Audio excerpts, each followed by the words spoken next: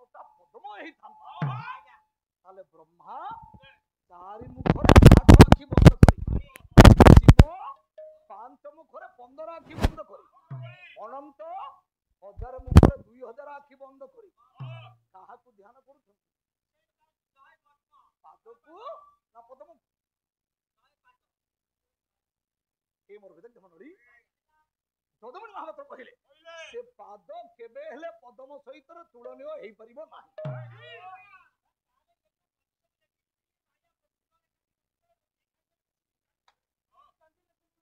ପ୍ରମାଣ ସବୁ ମହାରାଣା ଘର ପୁଅ ମୁଗୁର ବାଡିଆ ପଦ କହିଲେ ସଦମ କରିବାରୁ ଅର୍ଧ ଚନ୍ଦ୍ରମା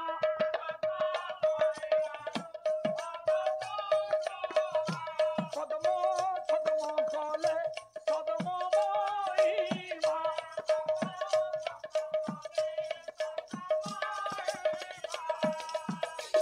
ଯଦୁମଣି ମହାପାତ୍ର କହିଲେ ମୁଁ ପ୍ରମାଣ ଦଉଛି ଆପଣ ଦେଖନ୍ତୁ ସେ ପାଦ ପଦ୍ମ ନୁହେଁ ମୁଁ ପ୍ରମାଣ ଦଉଛି ଆପଣ ଦେଖନ୍ତୁ।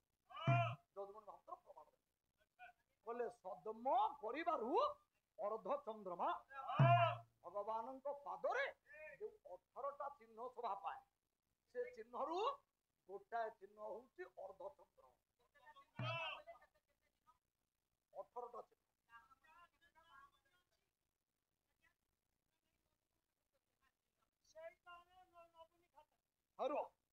କହିଲେ ବନ୍ଦେମ୍ବୁଜା କୁଶଜବ ଧ୍ୱଜ ଚକ୍ର ରେଖା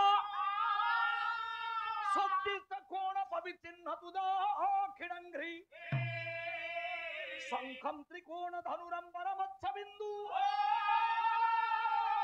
ଚନ୍ଦ୍ରାର୍ଦ୍ଧ ଗୋସ୍ପଦ ଘଟାଙ୍କିତ ସାବ୍ୟପାଦେ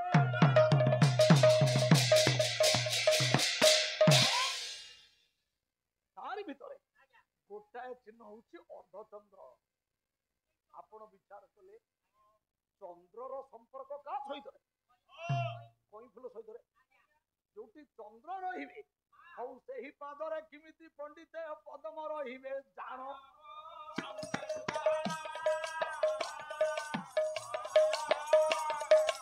କେଉଁ ପରି ସେହି ପାଦ ପଦ୍ମ ହୋଇବ ପ୍ରମାଣ।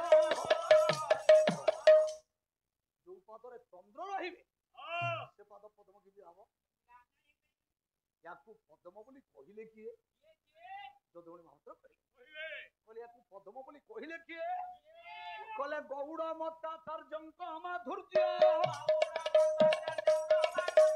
ରସ ତରଙ୍ଗରେ ତାଙ୍କ ଦେବ। ଯଦୁମଣି ମହାପାତ୍ର କହିଲେ ଗୌଡ଼ ମତାଚାର୍ଯ୍ୟଙ୍କ ମାଧୁର୍ଯ୍ୟ।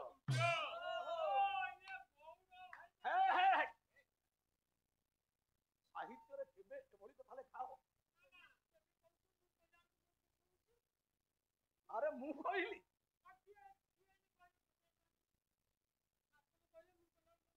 ମୁଁ କଣ କହିଲି? ମୁଁ କହିଲି ଗୌଡ଼ ମତାଚାର୍ଯ୍ୟ। ଆପଣ ଦେଖିବେ ଚୈତନ୍ୟ ମହାପ୍ରଭୁଙ୍କ ଆଗମନ ପରେ ଓଡ଼ିଶାରେ ବୈଷ୍ଣବ ଧର୍ମ 2 ଭାଗରେ ବିଭକ୍ତ ହୋଇଗଲା। କାହିଁକି? ଯେତେବେଳେ ଚୈତନ୍ୟ ମହାପ୍ରଭୁ ପୁରୀ ଆସି ଗରୁଡ଼ ସ୍ତମ୍ଭ ପଛପଟେ ଛିଡ଼ା ହେଇ ଜଗନ୍ନାଥଙ୍କୁ ମାନସିକ ସ୍ତରରେ ପୂଜା ଅର୍ଚ୍ଚନା କରୁଛନ୍ତି। ମନ ଭିତରେ ସ୍ନାନ କରେଇ ଦଉଛନ୍ତି, ବସ୍ତ୍ର ପିନ୍ଧେଇ ଦଉଛନ୍ତି, ଚନ୍ଦନ ପିନ୍ଧେଇ ଦଉଛନ୍ତି। ଫୁଲମାଳଟା ଯେତେବେଳେ ପିନ୍ଧେଇଲେ ଏ ଫୁଲମାଳଟା ଜଗନ୍ନାଥଙ୍କ ଶିରରେ ଗଳୁନି, ଯାଉନି, ଫୁଲମାଳଟା ଯାଉନି। ଚୈତନ୍ୟ ମହାପ୍ରଭୁ ଚେଷ୍ଟା କରି କରି ଗଳତ ଘରମ ହେଇଗଲେଣି, ଅଙ୍ଗରୁ ଝାଳ ବୋହିଗଲାଣି। ପାଖରେ ଠିଆ ହେଇଥିଲେ ଜଗନ୍ନାଥ ଦାସ ଚାହିଁଦେଲେ ଚୈତନ୍ୟ ମହାପ୍ରଭୁଙ୍କ ଅଙ୍ଗରୁ ଗମଗମ ହେଇ ଝାଳ ବୋହି ଯାଉଛି। ବାରମ୍ବାର ଚେଷ୍ଟା କରିବା ପରେ ବି ଇଏ ଫୁଲମାଳଟା ଜଗନ୍ନାଥଙ୍କ ମସ୍ତକରେ ଯାଉନି। ହସିଦେଲେ ଜଗନ୍ନାଥ ଦାସ, କହିଲେ ଗୋସେଇ ଇଏ ଫୁଲମାଳଟାକୁ ଟିକେ ଛିଣ୍ଡେଇ ଦଉନାହାନ୍ତି। ଆଶ୍ଚର୍ଯ୍ୟ ହେଇଗଲେ ଚୈତନ୍ୟ ମହାପ୍ରଭୁ, କହିଲେ ମୁଁ ତ ମାନସିକ ସ୍ତରରେ ପୂଜା କରୁଛି, ଫୁଲମାଳ ତ ମୋ ହାତରେ ନାହିଁ, ଇଏ କେମିତି ଜାଣିଲେ ମୁଁ ଫୁଲମାଳ ପିନ୍ଧଉଛି ବୋଲି? ଏ ମୋର ମଣ୍ଡଳୀ ଯେତେବେଳେ ଜଗନ୍ନାଥ ଦାସଙ୍କୁ ପଚାରିଲେ, ଜଗନ୍ନାଥ ଦାସ କହିଲେ ଆପଣ ଶ୍ରୀକୃଷ୍ଣଙ୍କ ହାସରୁ ଜନ୍ମ ଆଉ ମୁଁ ଶ୍ରୀ ରାଧାଙ୍କ ହାସରୁ ଜନ୍ମ। ଯେତେବେଳେ ଏଇ କଥା କହିଦେଲେ, ଚୈତନ୍ୟ ମହାପ୍ରଭୁ ଜଗନ୍ନାଥ ଦାସଙ୍କୁ କହିଲେ, କହିଲେ ଅତି ବଡ କଥା କହିଲ, ତେଣୁ ଅତି ବଡି ହୋଇଲ। ଜଗନ୍ନାଥ ଦାସଙ୍କୁ ଅତି ବଡି ଉପାଧି ଦେଇଦେଲେ ଚୈତନ୍ୟ ମହାପ୍ରଭୁ। ବାବୁ ଯେତେବେଳେ ଚୈତନ୍ୟଙ୍କୁ ଅନୁସରଣ କରି ତାଙ୍କର ଆଉ ଯୋଉ ଭକ୍ତ ମାନେ ଆସିଥିଲେ, ସେମାନେ ମନେ ମନେ ବିଚାର କଲେ, କହିଲେ ସର୍ବେ ବୈଷ୍ଣବ ହେଲୁ ତମ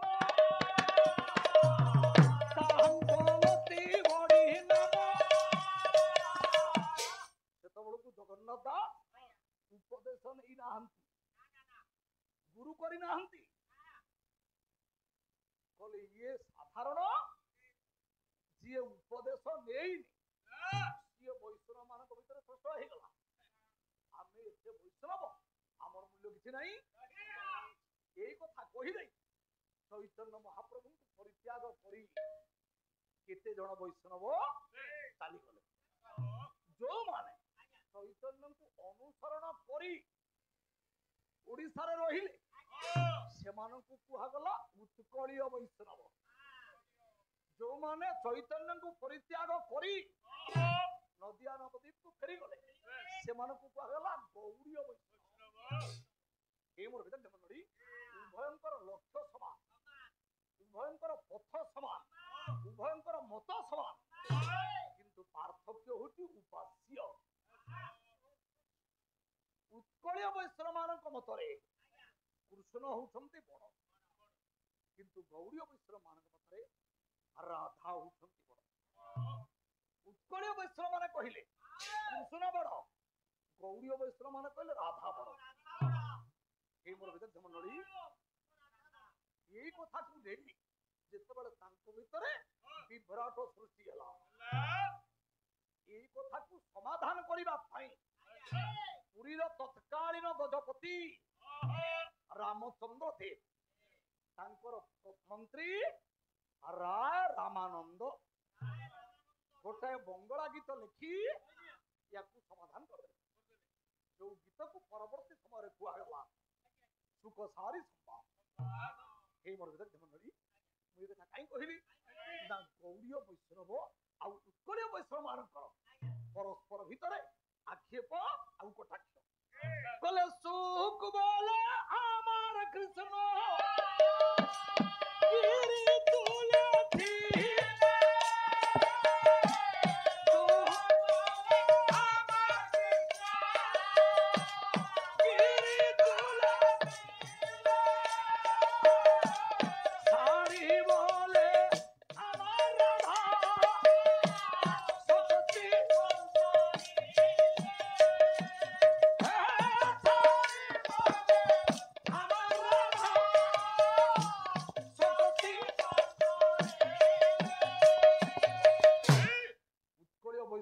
କହିଲେ ହେ ଗୌଡୀୟ ବୈଷ୍ଣବ ମାନେ ତମେ କାନ ଖୋଲିକି ଶୁଣ, ଆମ କୃଷ୍ଣ କାହିଁକି ବଡ? କହିଲେ 7 ବର୍ଷ ବୟସରେ ବାଁ ହାତର କନିଷ୍ଠାଙ୍ଗୁଳିରେ ଯିଏ ଗିରି ଗୋବର୍ଦ୍ଧନ ପର୍ବତକୁ ଟେକିଦେଲା,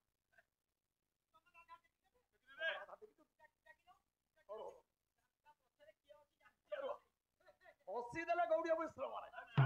କହିଲେ ଓ ତମ କୃଷ୍ଣ ଏମିତିଆ ଟେକିଲା ବାଲା, ତୁମ କୃଷ୍ଣ ପର୍ବତ ଟେକିବା ପାଇଁ ଯୋଉ ଶକ୍ତି ଦରକାର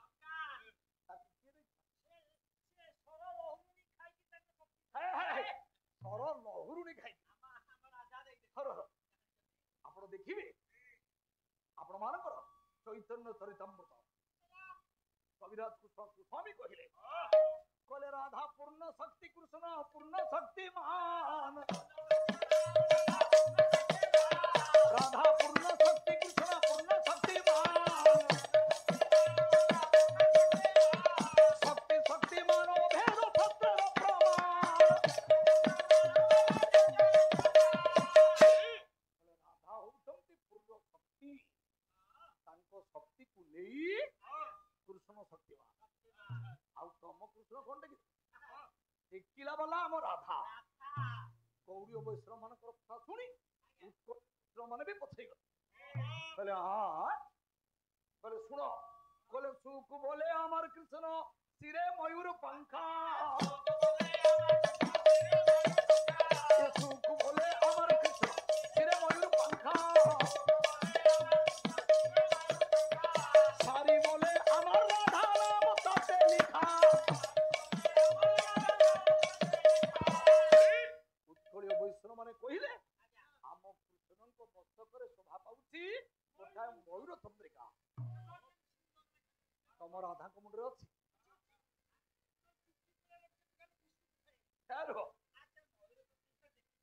এই মোর বিদগ্ধ মন্ডলী গৌরী বৈষ্ণব মানে হসিদেলে, କହିଲେ ଟିକେ ଭଲ ଭାବରେ ଦେଖ, ତୁମ କୃଷ୍ଣ ଯେଉଁ ମୟୂର ଚନ୍ଦ୍ରିକା ମୁଣ୍ଡରେ ଖୋଜିଛନ୍ତି ସେ ମୟୂର ଚନ୍ଦ୍ରିକାରେ କାହା ନାଁ ଲେଖା ହେଇଛି?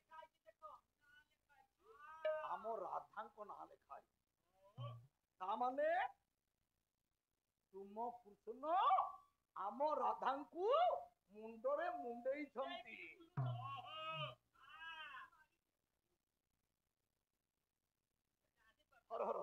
ମୁଁ ଏ କଥା କାହିଁ କହିଲି? ପ୍ରମାଣ ଗୀତ ଗୋବିନ୍ଦର କାବ୍ୟକର୍ତ୍ତା ଜୟଦେବ ଗୋସ୍ୱାମୀ କହିଲେ ସମର ଗରଣ ଖଣ୍ଡନ ମମ ଶିରସି ମଣ୍ଡଳ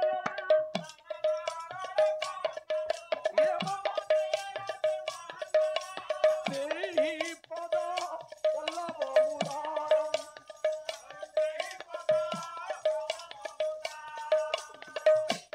ଏ ମୋର ବିଦଗ୍ଧ କଦମ୍ବ, ଇଏ ପଦ ପଢିବାର ଅଧିକାର ମୋର ବି ନାହିଁ। ଖାଲି ପାଲା ବାଲର ପୋଷାକ ପିନ୍ଧିଛି ବୋଲି ଆପଣଙ୍କ ଆଗରେ ଏଇ ପଦ ପଢି ଦଉଛି। ଇଏ ପଦ ପଢିବାର ଅଧିକାର ବି ମୋର ନାହିଁ। କହିଲେ ସମର ଗରଣ ଖଣ୍ଡନ ମମ ଶିରସି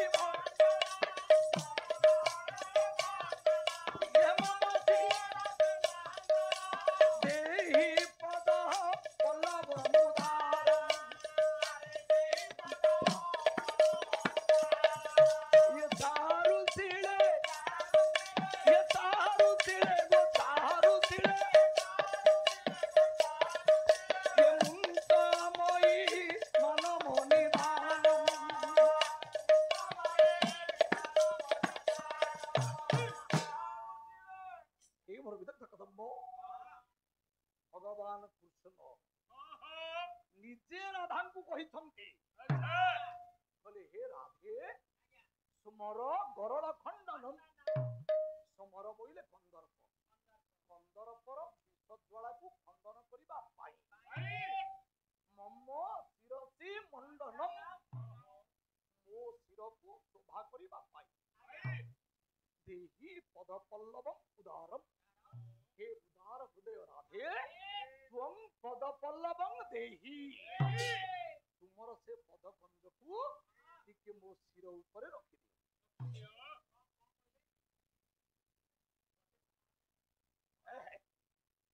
के बड़ संस्कृत साहित्य नुहे, आपण उड़िया साहित्य देखि आसंत अभिमन्यु सानंद सिंहार काव्य हला विदग्ध चिंतामणि। भगवान रसबै श्रीराधा संतुष्ट करबा पाई केतेबेले केते बेस हुंती ए कथा तांकु ही अभिमन्यु सामंत सिंहार कहले, कहले आउ दिन भिन्न भंगी कले ये ना पीती बेसरे आती हेले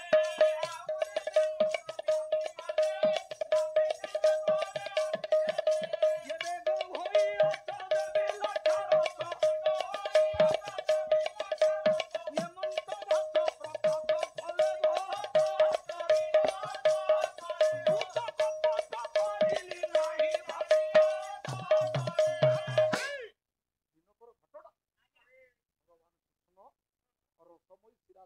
अभिमान भांगा ना पितुणी बेस पादरे हलता लदी देवा रसमयी श्रीराधा पादरे हलता लदी देवा ना पितुणी बेस जाई पहुंचले रसमयी श्रीराधा रसमयी श्रीराधा ललिता को पहुंचे सखी सखी बोले मु तो जानी पारिली ये प्रकृत ना पितुणी ना छदम बेस ना কলি কোন অভিমন্যু সামন্তিকা কলে অতি পুরাতন ঝিনবাস ইয়ে পিন্ধি সঙ্গে ধীরে পরবেশ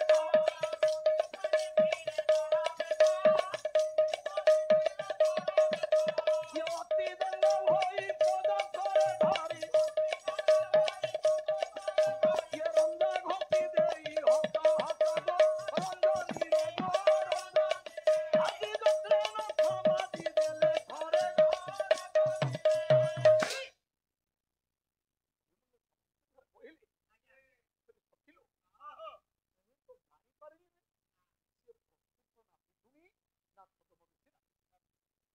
প্রকৃত না পিতুনি বলি বিচার করি অতি পুরাতন ঝিনবাস পুরাতন বইলে পুরোনা ঝিন কহিলে পতলা ঝিন কহিলে পতলা যে সবু পতলা যে কোন ঝিন কুয়া দেই পারিব নাই ঝিন কাহাକୁ କୁହାଯିବ ନା ଯେଉଁ ଲୁଗାରେ ଯେଉଁ ବସ୍ତ୍ରରେ ଏପଟୁ ଚାହିଁଲେ ଆରପଟ ପରିଷ୍କାର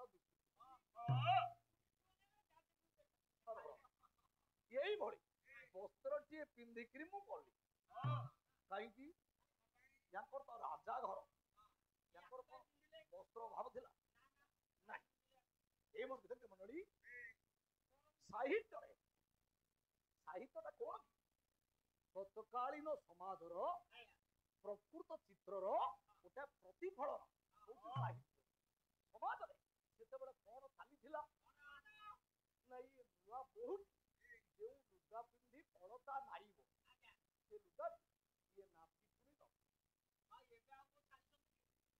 ସମାଜରେ ଏଇ ନିୟମ ପ୍ରଚଳିତ ଥିଲା ତେଣୁ ଇଏ ନୂଆ ବୋହୁଟା ଇଏ ପତଳା ଲୁଗାଟାଏ ପିନ୍ଧି ଅଳତା ନାଇବାକୁ ଦେଇ ଯେତେବେଳେ ପାଦ ବଢେଇ ଦେଲେ ରସମୟୀ ଶିରାଦା ପାଦ ବଢେଇ ଲେଖୁ ଲେଖୁ ଚିତ୍ର ଲକ୍ଷା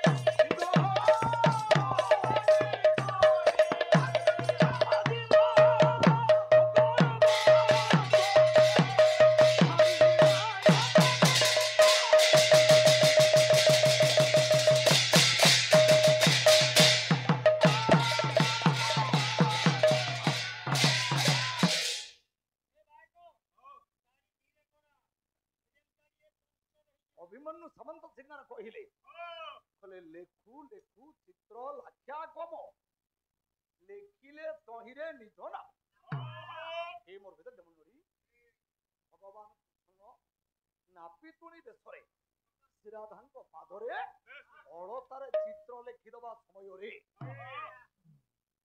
নিজ নাটକୁ কৃষ্ণ নিজ নাটକୁ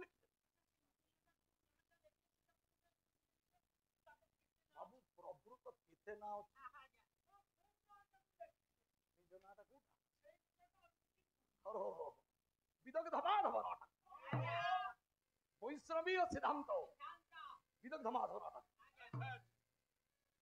কলে তুণ্ডে তাণ্ডবিনী হরতিং বিধনুতে ইয়ে তুণ্ডা বলিঙ্গল বধায়ে করণ ক্রোড়ে করম্বিনী ঘটয়তে করণার বুধভ্য স্পৃহা চেতঃ প্রাঙ্গনে সঙ্গিনী বিজয়তে সর্বেন্দ্রিয়াণাম কৃতিম নৌজা जनि जनिता कियद भिरमृतै कृष्णेति वरणोद्वै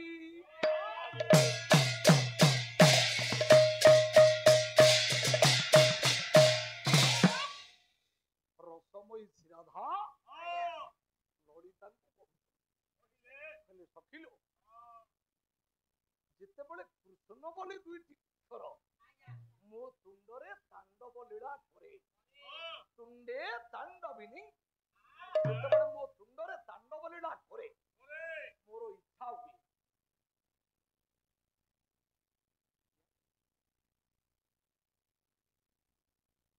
ମୋର କଣ ଇଚ୍ଛା ହୁଏ ଜାଣି ତୁଣ୍ଡା ବଳିଙ୍ଗଲବ ଧये ଆବଳି ବୋଇଲେ ସମୂହ ମୋର ଅନେକ ତୁଣ୍ଡ ହେଇଯାନ୍ତା କି ମୁଁ ସେଇ ତୁଣ୍ଡରେ ଇଏ ନାଟାକୁ ଟିକେ ଧରି ପାରନ୍ତି କୃଷ୍ଣ ରାମ এই মোর বিদগ্ধ মন্ডলী কর্ণ ক্রোড়ে কড়ম্বিনী ঘটয়তে যেতেবেলে মুখ গহ্বরରୁ বাহারি সে নামটা মো কর্ণ গহ্বরে প্রবেশ করে করণার্বুদেভ্য স্পৃহা মোর ইচ্ছা হুয়ে মোর অর্বুদ অর্বুদ কান হই যান্তা কি মু সেই কানরে ইয়ে নামটাকে টিকে শুনি পারতি চেতঃ প্রাঙ্গনে সঙ্গিনী বিজয়তে যেতেবেলে কর্ণ গহ্বর দেই ইয়ে নামটা মো হৃদয় প্রাঙ্গণরে প্রবেশ করে মোর কোন ইচ্ছা হুয়ে না সর্বেন্দ্রিয়াণম কৃতিম ଆପଣ ଦେଖିବେ ବିଶ୍ୱରେ ଏମିତି କୌଣସି ଜିନିଷ ନାହିଁ ଯାହା ଏକ ସମୟରେ ସବୁ ଇନ୍ଦ୍ରିୟକୁ ସମାନ ଆନନ୍ଦ ଦେବ ଆପଣ ଭଲ ଜିନିଷଟେ ଖାଉଛନ୍ତି କେବଳ ଗୋଟିଏ ଇନ୍ଦ୍ରିୟ ଶାନ୍ତି ପାଇଲା ଜିହ୍ୱା ନାକର କଣ ହେଇଗଲା କାନର କଣ ହେଇଗଲା ଆଖିର କଣ ହେଇଗଲା ଆପଣ ଗୋଟାଏ ଭଲ ଜିନିଷ ଦେଖୁଛନ୍ତି କେବଳ ଗୋଟିଏ ଇନ୍ଦ୍ରିୟ ଶାନ୍ତି ପାଇଲା ଦର୍ଶନେନ୍ଦ୍ରିୟ ଚକ୍ଷୁ କାନର କଣ ହେଇଗଲା ଏମିତି ବିଶ୍ୱରେ କୌଣସି ଜିନିଷ ନାହିଁ ଯାହା ଏକ ସମୟରେ ସବୁ ଇନ୍ଦ୍ରିୟକୁ ସମାନ ଶାନ୍ତି ପ୍ରଦାନ କରିବ ତାହା କୃଷ୍ଣ ନାମ ଏ ମୋର ବିଦଗ୍ଧ ମଣ୍ଡଳୀ ତେଣୁ ଯଦୁଣୀ ମହାପାତ୍ର ଏ ଅଭିମନ୍ୟୁ ସାମନ୍ତ ସିଂହାର ଖାଲି ଟିକେ ଠାରି ଦେଲେ ଯେତେବେଳେ ରସମୟୀ ଶ୍ରୀରାଧାଙ୍କ ପାଦରେ ଭଗବାନ କୃଷ୍ଣ ନିଜ ନାଁଟାକୁ ଲେଖିଦେଲେ ରସମୟୀ ଶ୍ରୀରାଧା ଦେଖି ପାଦଟାକୁ ଯେତେବେଳେ ଦୂରକୁ ଛାଟିଦେଲେ ଇଏ ତ ନାପିତୁଣି ପାଦଟା ଧରିଛି ନା ଅଳତା ଲଗେଇବା ପାଇଁ ଇଏ ନଖ ସଫା କରିଛି କିନ୍ତୁ ନଖରେ ଅଳତା ଲଗେଇ ଇଏ କିଛି ଦୂରକୁ ପାଦଟା ଧରି ଘୁଞ୍ଚିଗଲେ ଘୁଞ୍ଚି ଯାଇ ଅଭିମନ୍ୟୁ ସାମନ୍ତ ସିଂହାର କହିଲେ ଲାଜେ ଚାହିଁବାରୁ ଅଧୋମୁଖେ ଛବି ପ୍ରତିବିମ୍ବୀ ଗଲା ରାଧାଙ୍କ ପାଦଟାକୁ ଧରିଛନ୍ତି କୃଷ୍ଣ ଲାଜରେ ମୁହଁକୁ ତଳକୁ ପୋତି ଦେବାରୁ କୃଷ୍ଣଙ୍କର ପ୍ରତିବିମ୍ବଟା ରାଧାଙ୍କ ନଖରେ ପ୍ରତିବିମ୍ବିତ ହେଇଗଲା ତାମାନେ କୃଷ୍ଣଙ୍କର ସ୍ଥାନ କୋଉଠି ରାଧାଙ୍କ ପାଦ ଏ ମୋର ବିଦଗ୍ଧ ମଣ୍ଡଳୀ ମୁଁ ଏ କଥା କାହିଁ କହିଲି ନା ଏଇ ବିବାଦକୁ ନେଇ ଗୌଡୀୟ ବୈଷ୍ଣବ ମାନେ ସେଇ ପାଦକୁ ପଦ୍ମ ବୋଲି ଚିନ୍ତା କରିଛନ୍ତି କେତେ ବଡ ଘଟଣା ଗୋଟିଏ ଛୋଟିଆ ଉଦାହରଣ ପ୍ରମାଣ କବି ସମ୍ରାଟ ଉପେନ୍ଦ୍ର ଭଣ୍ଡ ଯେଉଁଦିନ ଭଗବାନ ରାମ ମା ଜାନକୀ ଏବଂ ସାନ ଭାଇ ଲକ୍ଷ୍ମଣଙ୍କ ସହିତରେ ବନବାସରେ ବୁଲୁଛନ୍ତି କବି ସମ୍ରାଟ ଉପେନ୍ଦ୍ର ଗୋଟାଏ ପଦ ଆସିବ କଲେ ବିହାରୁ ବିହାରୁ ଦଣ୍ଡକାରଣ୍ୟେ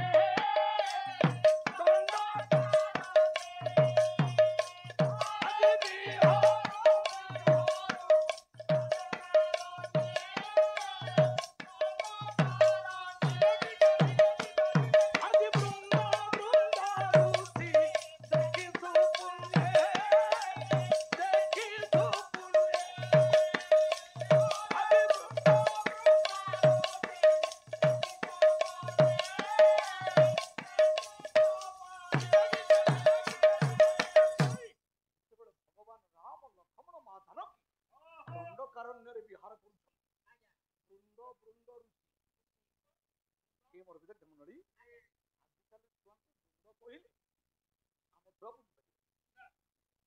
ଆମ ଛୁଆ ବୁଝିପାରିବେ ଆମ ଛୁଆଙ୍କୁ ମିଲିୟନ କହିଲେ ବୁଝିବେ ବିଲିୟନ କହିଲେ ବୁଝିବେ ଆରବ କହିଲେ ବୁଝିବେ କିନ୍ତୁ ଆମ ଛୁଆ ଆଉ ବୃନ୍ଦ ବୁଝିପାରିବେ କାହିଁକି ଆଉ ତ ସେ ଚାଷ ଖାଲି ପାଠ ନାହିଁ ଏ ମୋର ଭିତରେ ମଣ୍ଡଳୀ ଦେଖନ୍ତୁ ବୃନ୍ଦର ସ୍ଥାନ 1 10 ଶତ ସହସ୍ର ଅୟୁତ ଲକ୍ଷ ନିୟୁତ କୋଟି ଅର୍ବୁଦ ବୃନ୍ଦ ଖର୍ବ ନିଖର୍ବ ଶଙ୍ଖ ପଦ୍ମ ସାଗର ଅନ୍ତ୍ୟ ମଧ୍ୟ ପରାର୍ଥ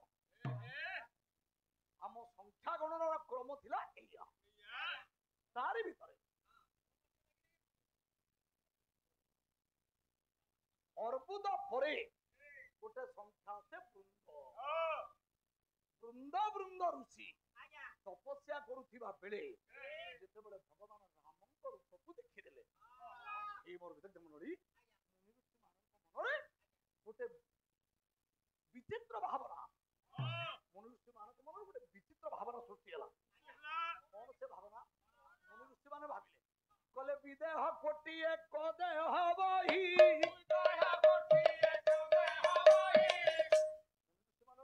ସମସ୍ତେ କୁହନ୍ତି କନ୍ଦର୍ପ ସୁନ୍ଦର କହିଲେ କନ୍ଦର୍ପ କି ସୁନ୍ଦର କନ୍ଦର୍ପ କି ସୁନ୍ଦର ବିଦେହ କୋଟି ଏକ ଦେହ ବହି ଯଦି ଗୋଟିଏ କନ୍ଦର୍ପ ଗୋଟିଏ ରୂପକୁ ଧାରଣ କରିବେ ବୋଲନ୍ତାଇ ଏ ଲକ୍ଷ୍ୟ କିଛି ନ ଗୋଟିଏ କନ୍ଦର୍ପ ଏକାଠି ହେଲେ ବି ଇଏ ରୂପକୁ ଟିକେ ଲାଭକୁ ଦିଆ ହେବେ କହିଲେ ଗୋଟିଏ କନ୍ଦର୍ପ ଏକାଠି ହେଲେ ବି ଇଏ ରୂପକୁ ଟିକେ ଲାଭକୁ ଆସିବେ ଯୋଉ ରୂପଟା ଗୋଟିଏ କନ୍ଦର୍ପ ଠାରୁ ବଢିକିରି ସେଇ ରୂପଟା ଆସ୍ୱାଦନ କରୁଛି କିଏ ନା ଏଇ ଝିଅଟା ଆମେ ଚାହୁଁଛୁ ବ୍ରହ୍ମରେ ଲୀନ ହୋଇ ଲାଭ କଣ କବି ସମ୍ରାଟ ଉପେନ୍ଦ୍ର ଭଞ୍ଜ କହିଲେ କହିଲେ ବ୍ରହ୍ମ ପଦବୀ ପାଇ ହେବ କିସ କହିଲେ ଆମେ ଚାହୁଁଛୁ ଲୀନ ହୋଇ ଲାଭ କଣ ଏ ମୋର ଭିତରେ ମଣ୍ଡଳୀ ଆପଣ ମାନେ ହାତରେ ଗୋଟେ ମିଶ୍ରି ଟେଳା ଧରିବେ ମିଶ୍ରି କି ପଚାରିବେ କହିବେ ମିଶ୍ରି ରେ ତୁ କେଡେ ମିଠା ମିଶ୍ରି କଣ କରିବ ମିଶ୍ରି କି ମିଠା ବୋଲି କହିବ କିଏ ଯିଏ ଆସ୍ୱାଦନ କରିଛି ମୁନି ଋଷି ମାନେ ବିଚାର କଲେ ଆମେ ବ୍ରହ୍ମରେ ଲୀନ ହେଇକରି ବ୍ରହ୍ମ ହେଇଯିବୁ ବ୍ରହ୍ମବିଦ୍ ବ୍ରହ୍ମେବ ଭବତି ବ୍ରହ୍ମରେ ଲୀନ ହେଲା ପରେ ଜଣେ ବ୍ରହ୍ମ ହେଇଯାଏ ମିଶ୍ରି ମୁଣ୍ଡରେ ମିଶିକିରି ଆମେ ମିଶ୍ରି ହେଇଗଲୁ ଆଉ ସ୍ୱାଦ କଣ ଖାଇଲା ଭଲ ହବ ଯିଏ ଖାଇବ ସିଏ ଜାଣିଛି ମିଶ୍ରିରେ ମିଠା କଣ ଖାଉଛି କିଏ ଇଏ ଝିଅଟା ଅନୁଭବ କରୁଛି କିଏ ଇଏ ଝିଅଟା ଦୁଇ ହାତରେ ଆଲିଙ୍ଗନ କରୁଛି ତାର ଗଣ୍ଡ ଦେଶରେ ଚୁମ୍ବର ଆଙ୍କି ଦଉଛି ଆସ୍ୱାଦନ କରୁଛି ଏ ଝିଅଟା ମୁନି ଋଷିମାନେ ମନେ ମନେ ବିଚାର କଲେ ବହିବା କିପରି କାମିନୀ ନାରୀ ନହେଲେ ଆମେ ତାଙ୍କୁ ଆସ୍ୱାଦନ କରିପାରିବା ନାହିଁ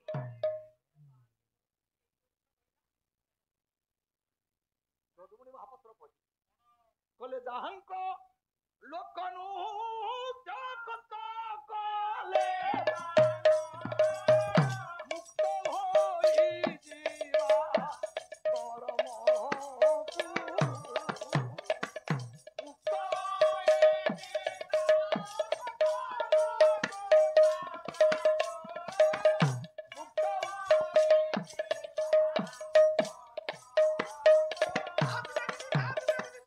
ନିର୍ବିକାରୀ ତପ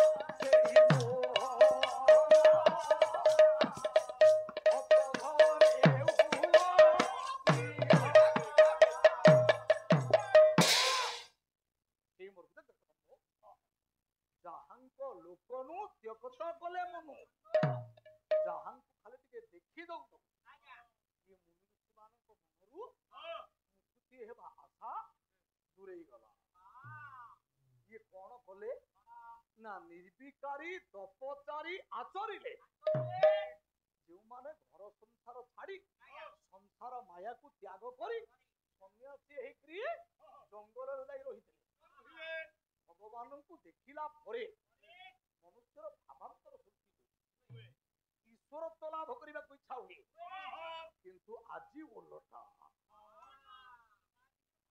ये सन्यासी माने संसार रु विराग भाव वहन करी बणरे तपस्या करुथिले किंतु भगवान को देखि देबा परे याको विराग पड़ा पकैला निर्विकारी तपचारी आचरिले भारी क्लेश नारी जन्म को बोले हे विधाता बोले विधाता आम्भंकु करंता नारी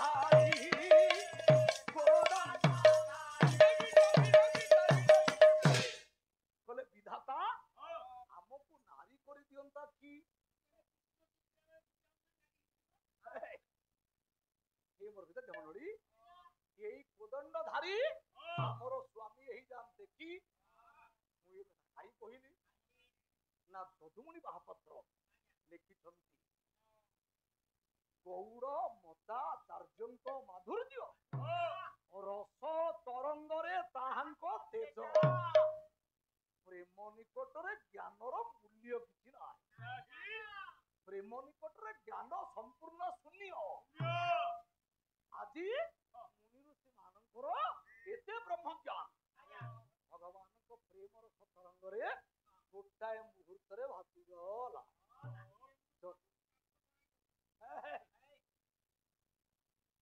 आरिना प्रेम आमे जहां प्रेम बोली कहूचे आमको शिखेबे विदेशी माने प्रेम विश्व रे इमिति आपण गोटाए मंदिर कोठी देखिबेनी कृष्णंक मूर्ति थिबो राधांक मूर्ति नथिबो शिवंक मूर्ति थिबो पार्वतींक मूर्ति नथिबो ए मोर विदक जमन नडी प्रेम आमको शिखेबे सेबा नै आम सभ्यता रे प्रेम कोन अछि आमे प्रेम जानिनु रो ए मोर विदक जमन नडी प्रेम काहा को जाय आरिकुद गडर कवि डॉक्टर माधव कले किबा संज्ञा देवी प्रिय विश्व आकर्षण प्रेम नाम परिपूर्ण आत्म समर्पण प्रेम नाम आत्म प्रेम नाम परिपूर्ण आत्म जोठी मोर बोली किछि नाय सब तो मोर बोली किछि नाय गोटे छोटिया उदाहरण प्रमाण मंदिर रे आपण दीपटिए लगौ दीपटिए लगे आपण दियासिली मारी दीपटा लगेबा मात्रे ये दीपर शिखाटा सीधा ऊपर आपण हजार चेष्टा करिवे ये दीपर शिखाटा को तळु कर परिबे जदि चेष्टा कले ये दीप शिखाटा को तळु करबा पय आगो आपण हाथ है जे दीप शिखा को तळु करबा पय चेष्टा कला आगो तारी हाथ पड़िबो प्रेम होती ज्ञान